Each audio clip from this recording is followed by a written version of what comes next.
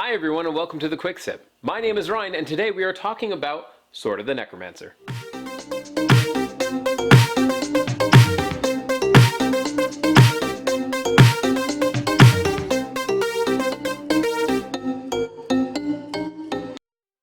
Sword of the Necromancer is a top-down roguelike game in which you help the bandit-turned-bodyguard Tama attempt to save from death her friend Coco. That's right, Coco is dead at the beginning of this game, and as you progress through each dungeon, you discover more of their story and how it led to this point. Let's start by talking about what I like in this game. The main gameplay mechanic, and really what the developers pushed hard on, is the ability to resurrect your enemies and have them fight on your behalf. I found this to be the most interesting part of the gameplay, and something that I could see being a staple for games that have a bit more depth. I enjoyed the story behind the game. A lot of games these days try to make a huge, sprawling, lore-filled world. This game, while having elements of a larger world, kept the player involved with the story of these two women.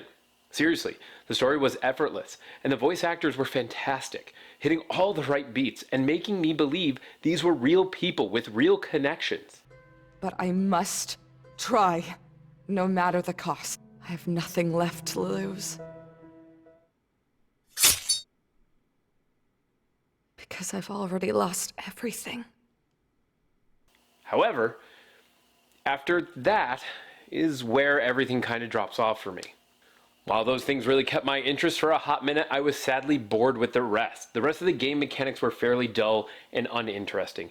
It was mostly dashing around a series of dungeons looking for the exit, while my underlings did the dirty work for me. And after a while, got far too repetitive and not very rewarding. I felt as though I was just running the paces to get to the next cutscene, to discover more of the story. There was a little variety when it came to the monsters in the game that you could resurrect, but very little control over them, and when it came to boss fights, they were not helpful in the least. Most of the boss fights have a trick to beating them, and my monsters would ignore said trick and attack the boss outright without doing any damage to it, rendering them dead in moments and useless to me. Again, other than the cutscenes, which I enjoyed, the art style is fairly lacking. I enjoy a good retro style when it feels like it benefits the game. This didn't feel like it complemented it at all.